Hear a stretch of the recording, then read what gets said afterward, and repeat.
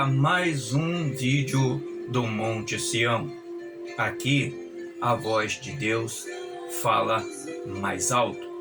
E na sequência de vídeos que eu tenho feito aqui para o canal, respondendo à pergunta: quem é Deus? Hoje você irá aprender mais alguns detalhes a respeito do nosso Deus, do nosso Criador.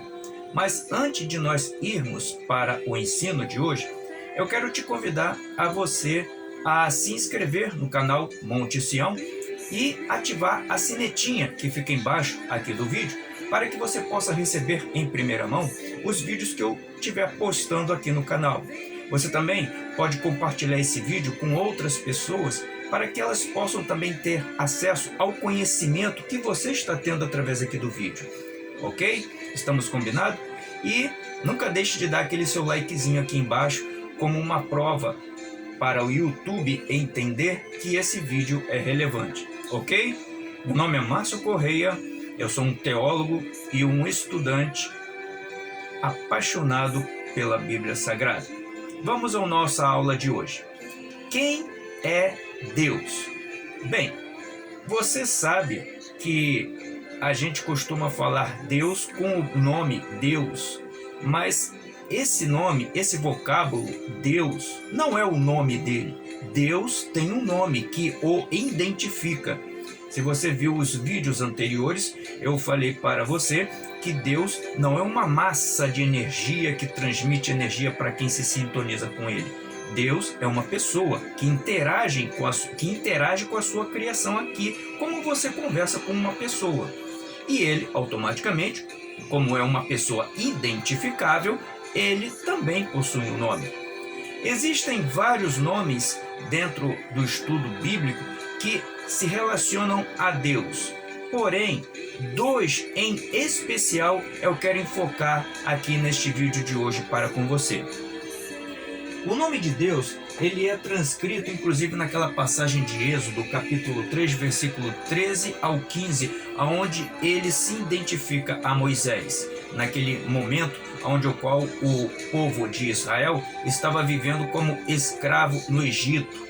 E de tanto eles viverem na escravidão, eles estavam clamando para sair daquela vida.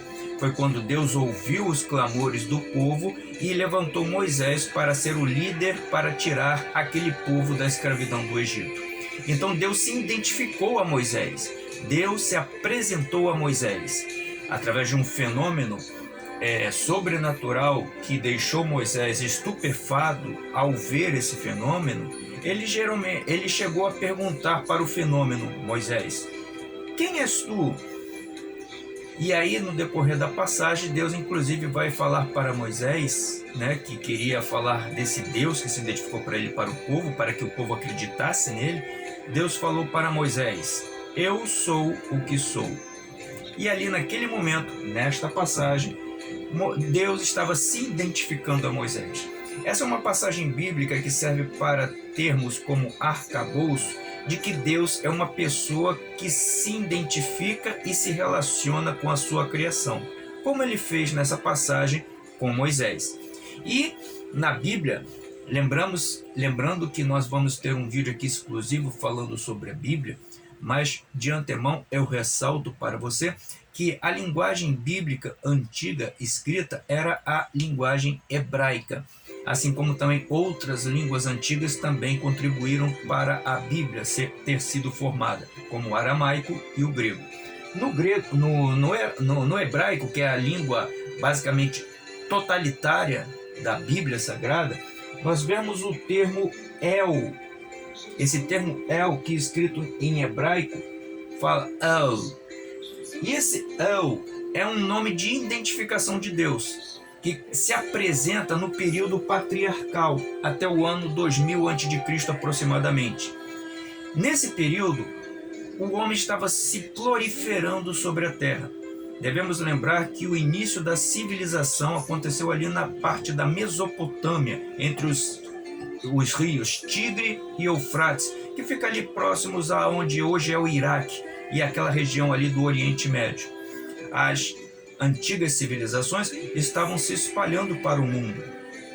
E antigamente os povos viviam em formas tribais. Eles eram nômades e poucos eram sedentários, aqueles que se fixavam em terra.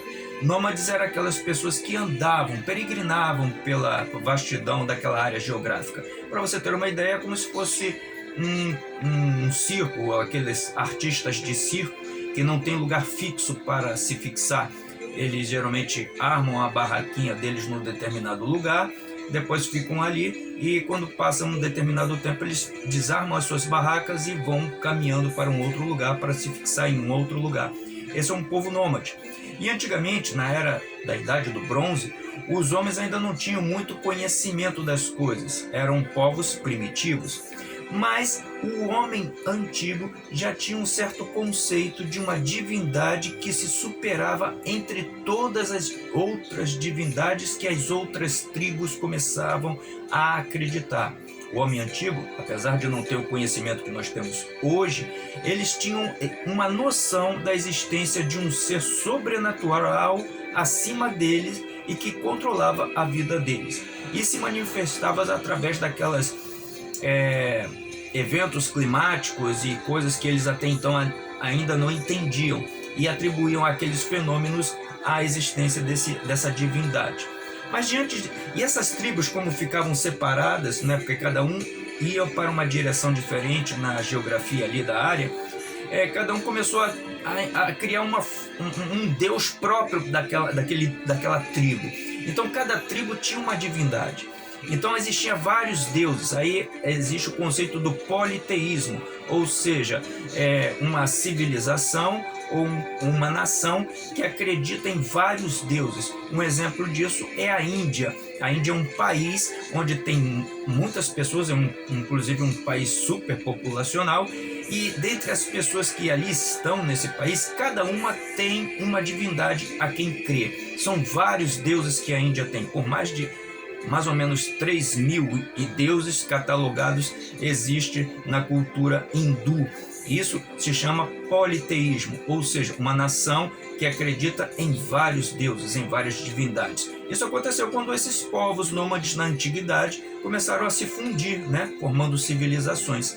E aí cada um trazia a sua deidade e ali formava um conjunto, um panteão de deidades. Nesse panelão de várias versões de deuses que as pessoas antigas, dessas civilizações antigas começavam a cultuar, existiu um deus que começou a se superar perante as outras divindades. Era o caso de El, onde algumas pessoas dessas civilizações começavam a entender que diante de todos aqueles deuses existia um Deus superior, soberano a todos esses deuses. E eles chamavam essa divindade de El, no hebraico El, que significa um Deus supremo criador. O povo cananita foi o que mais proliferou esse conceito dessa divindade, o qual algumas pessoas destas tribos começavam a identificar diante de vários deuses, né? Esse termo também era cultuado, esse Deus, perante as tribos hebraicas, né? E naquele tempo, os filhos de Sem, que também se espalharam ali pela região onde hoje é o Oriente Médio, onde várias outras tribos, como os midianitas também, né, que eram da descendência de Sem, um dos 3 filhos de Noé, eles também tinham esse conceito de uma divindade suprema, que eles chamavam de El na língua deles, a língua hebraica. Esse vocábulo identificando esse Deus, que era o maioral dentre vários deuses, era também cultuado em povos de outras línguas, como no caso na língua cananita, esse El era conhecido como Eloá. No hebraico, esse El conceituou-se pelo vocábulo Elohim, que no hebraico significa o Deus de todos os outros deuses, o Deus superior aos outros deuses. É o significado de Elohim, que inclusive está na Bíblia, no livro de Gênesis principalmente. E também no aramaico, que é uma mistura, uma fusão, né, de 2 línguas. Esse vocábulo identificador desse Deus único, desses povos antigos, era falado como Elá, né? Você vê que o vocábulo ele vai mudando conforme a cultura de determinado povo, até chegar no povo árabe. Esse El era conhecido como Ilá. Esse Ilá, ele depois foi o vocábulo original, a raiz desse vocábulo original, que deu ao surgimento do nome do deus árabe Alá. Alá significa Al-Lá, ou seja, o Deus. O Al é a letra O, né? E Alá é o nome do Deus que era transmitido pelo esse vocábulo aqui, Ilá, que era decorrente do vocábulo El. É apenas a mudança da linguagem de determinado povo. O povo árabe, ele traz essa cultura até então, porque o povo árabe, assim como os povos da Ásia, eles cultuam muito, eles preservam muito o regime patriarcal, ou seja, manter vivo as tradições que os antigos ficavam cultuando, passando de pai para filho. Então, hoje, as diversas tribos muçulmanas que estão proliferadas ali no Oriente Médio, assim como no norte da África, né, eles têm o conceito desse Deus superior, certo?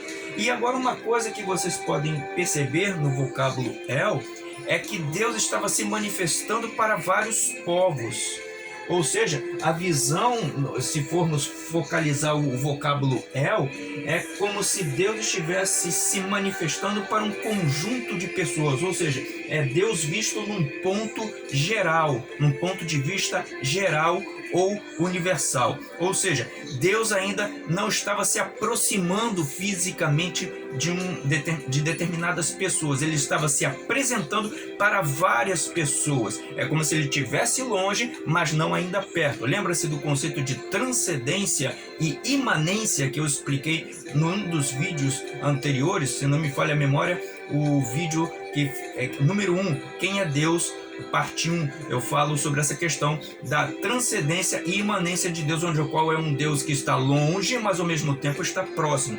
Então, nesse período de tempo aqui, que é o que nós chamamos de período patriarcal, que vai por volta até do ano 2000 antes de Cristo, lembrando que antes de Cristo os anos eram contados de forma decrescente, desde o infinito, e assim vai diminuindo o número até chegar no zero, e aí começamos uma nova numeração anual a partir de Cristo, né? Hoje estamos no ano de 2021, mas se voltarmos atrás, temos 2020, 2019, e aí entrando assim, sempre num conceito crescente nos tempos atuais. Mas nos tempos antigos era decrescente, era do infinito e o número ia diminuindo, correto? Então até o ano 2000 a.C., naquele período onde o qual vivia inclusive Moisés, e também antes de Moisés, não, desculpe, de Abraão, e antes de Abraão, aqueles patriarcas antediluvianos, que está narrado na Bíblia, antes do evento do dilúvio, que está na passagem de Gênesis capítulo 5, 6 e 7,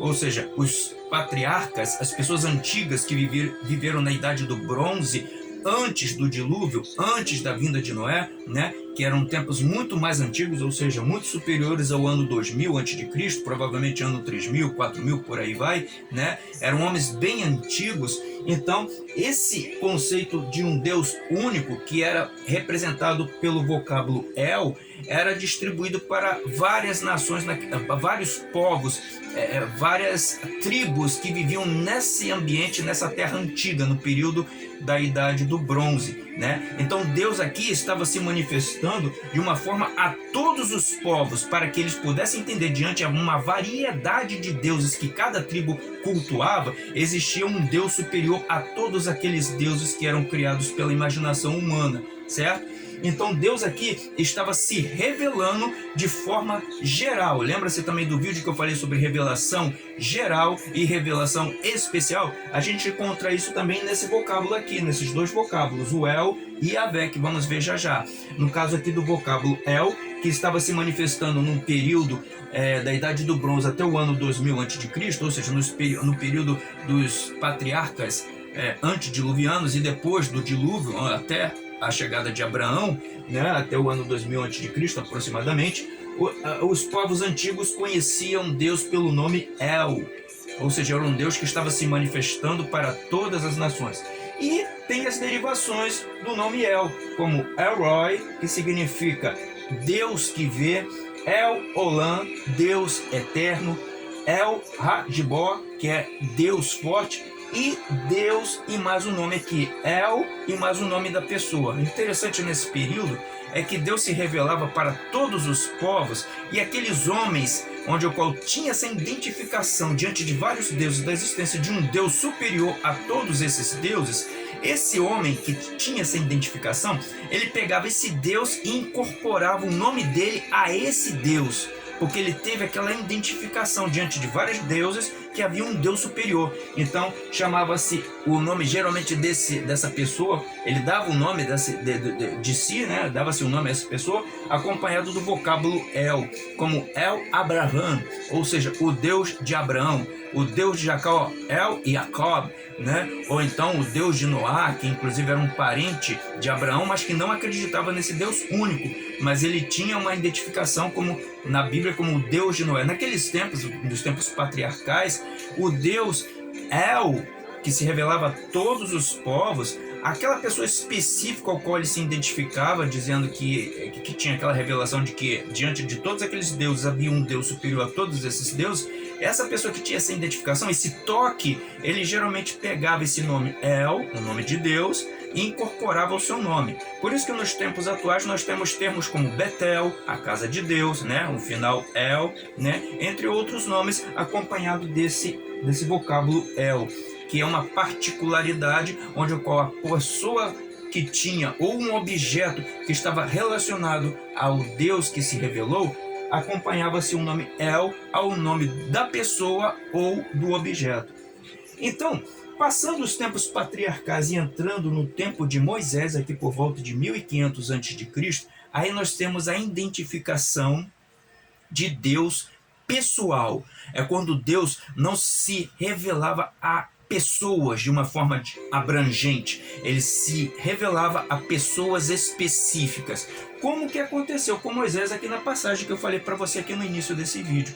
Deus se revelou de uma forma específica a Moisés. Quando Deus se revela, é aquela parte da revelação que eu falei para você, a revelação pessoal. E aí, quando Deus se identifica particularmente com uma pessoa, ao invés de várias pessoas, ele se apresenta com o nome dele, que é o vocábulo Yahvé, né, do hebraico Yahvé, que é o nome de Deus, que até hoje é cultuado em Israel. O nome pessoal de Deus apresentado a Moisés e que o profeta legislador revelou ao povo de Israel, correto? A constituição desse nome, Yahvé, nos vocábulos hebraicos transliterados para o vocábulo português, né, é representado pelas letras Y, H, W e H. A língua hebraica, ela não tem vogal, é só constituída de consoantes. Então, isso é uma particularidade do povo hebreu e do povo israelita, para que os nomes ao qual eram escritos por essa língua fossem apenas identificados por eles, porque só eles sabiam a vocalização, só que eles não expressavam essas vocalizações nas suas tábuas, nos seus manuscritos, para que outras culturas, outros povos não viessem a conhecer os vocábulos da língua deles. Por isso que eles não colocam em forma escrita qualquer símbolo que venha representar, como nós temos aqui na língua portuguesa, os símbolos que representam as vocalizações, como o A, E, I, O, U, que faz o som da palavra, correto? Então, o nome de Deus, ele lá para Israel, é chamado Yahvé, porém não é um nome correto, assim, vocacionalmente falando, né? Ninguém sabe e prefere até que não seja dito a vocalização correta do termo Yahvé, né? Que é a junção dessas letras aqui do tetragrama sagrado. Tetragrama é porque é constituído por 4 letras, que é identificado sagrado por ser o nome de Deus. Lembra-se que eu falei também num vídeo anterior que tudo é relacionado a Deus é constituído de sagrado e o sagrado não pode ser mudado? Então, o nome Yahvé é um nome sagrado de Deus. Só que como nós não sabemos a sua vocalização correta, a gente tem várias escritas relacionadas a possíveis vocalizações desse nome, que pode ser Javé, Jeová, Yavé, né? Então por isso tem essas diferenças, essas nuances de vocalizações perante o tetragrama sagrado, o nome pessoal de Deus. Isso é uma particularidade do povo hebraico, do povo de Israel, porque quando Deus se apresenta especificamente para uma pessoa, é uma coisa íntima com a pessoa e Deus, para não ficar sendo espalhado para as outras pessoas, porque é uma coisa íntima. A mesma coisa que acontece quando um marido e uma mulher, né, vão estar no seu quarto e ali vão fazer o seu relacionamento. É uma coisa íntima, exclusiva deles, que não é para ser manifestado para as outras pessoas, né? Então quando uma pessoa tem um toque de Deus, tem uma revelação de Deus específica, é para ficar somente entre ela e ele. Então por isso que o nome de Deus sagrado não é definido especificamente com a vocalização correta. Tem várias nuances, né? Então por causa dessas nuances é que surgem as outras ramificações do nome de Deus, derivado de Yavé, como Jeová Jireh, o Deus que cura, Jeová Nissi, a nossa bandeira. Deus é a nossa bandeira, Deus é a nossa força, Deus é quem nos defende. E Jeová Roá, o nosso Deus é o nosso pastor, correto? Jeová Tsidkenu, Deus é a nossa justiça, Tsidkenu. Esses nomes que são colocados do lado do nome Jeová, que é o nome mais popular falado do tetragrama sagrado, são os adjetivos de Deus, o que Deus faz, correto? Como, por exemplo, um Deus que cura as pessoas, então é chamado Jeová Jireh na língua hebraica.